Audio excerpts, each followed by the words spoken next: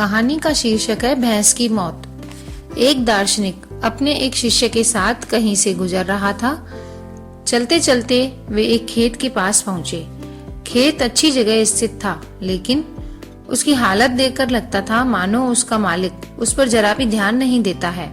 खैर, दोनों को प्यास लगी थी, सो वे खेत के बीचों बीच बने एक टूटे फूटे घर के सामने पहुंचे और दरवाजा खटखटाया।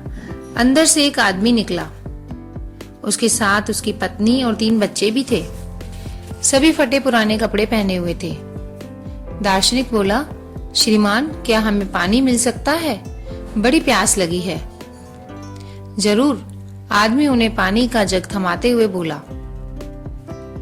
मैं देख रहा हूँ कि आपका खेत इतना बड़ा है, पर इसमें कोई फसल नहीं बोई गई है और ना ही यहाँ फलों के वृक्ष दिखाई दे रहे हैं।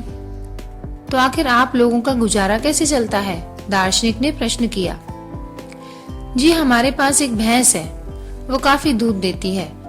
उसे पास के गांव में बेचकर कुछ पैसे मिल जाते हैं और बचे हुए दूध का सेवन करके हमारा गुजारा चल जाता है, आदमी ने समझाया।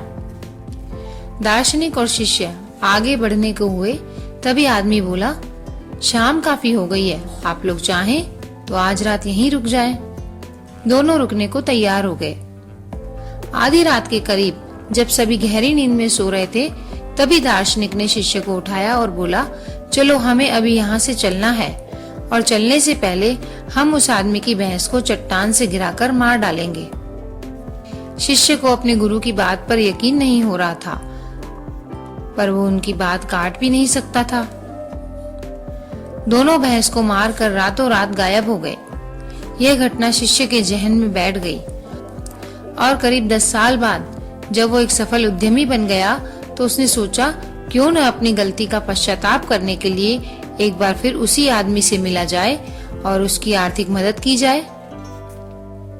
अपनी चमचमाती कार से वह उस खेत के सामने पहुंचा। शिष्य को अपनी आंखों पे यकीन नहीं हो रहा था। वह उजाड़ खेत अब फलों के बगीचे में बदल चुका था। टूटे फूटे घर की जगह एक शानदार बंगला खड़ा था और जहां अकेली भैंस बंधी रहती थी, वहां अच्छी नस्ल की कई गाय और भैंस अपना चारा चर रही थी।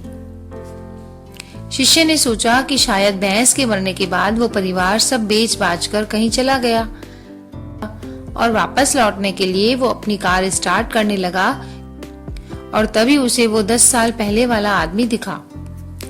शायद आप मुझे पहचान नहीं पाए, सालों पहले मैं आपसे मिला था। शिष्य उस आदमी की तरफ बढ़ते हुए बोला। नहीं नहीं, ऐसा नहीं है, मुझे अच्छी तरह याद है, आप और आपके गुरु यहाँ आए थे। कैसे भूल सकता हूँ उस दिन को? उस दिन ने तो मेरा जीवन ही बदल कर रख दिया। आप लोग तो बिना बताए चले गए, पर उसी दिन न जाने कैसे हमारी भैंस भी चट्टान से गिरकर मर गई।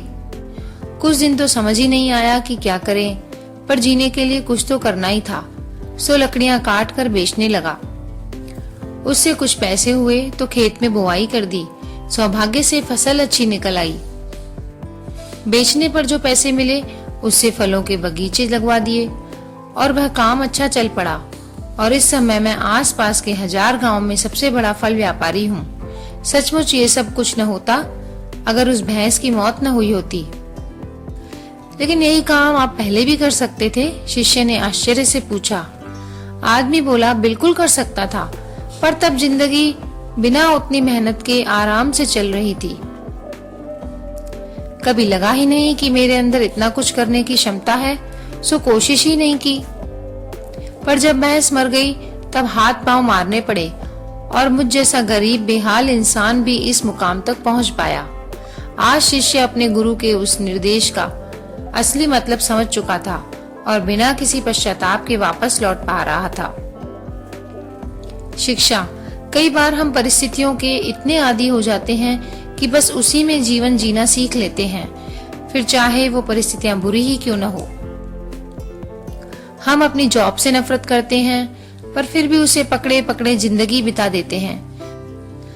तो कई बार हम बस इसलिए नए बिजनेस के बारे में नहीं सोचते क्योंकि हमारा मौजूदा बिजनेस दाल रोटी भर का खर्चा निकाल देता है, पर ऐसा करने में हम कभी भी अपने सामर्थ्य का उपयोग नहीं कर पाते और बहुत सी ऐसी चीजें करने से चूक जाते हैं जिन्हें करने की हमारे अंदर क्षमता है और जो हमारे जीवन को कहीं बेहतर बना सकती हैं। सोचिए, कहीं आपकी जिंदगी में भी तो कोई ऐसी भैंस नहीं जो आपको एक बेहतर जिंदगी जीने से रोक रही है।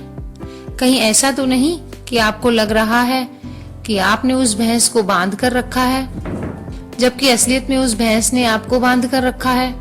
और अगर आपको लगे कि ऐसा है तो आगे बढ़िए, हिम्मत करिए, अपनी रस्सी को काटिए, आजाद होइए। कहानी अगर पसंद आई है तो चैनल को सब्सक्राइब करिए, लाइक करिए और शेयर करिए। Thank you.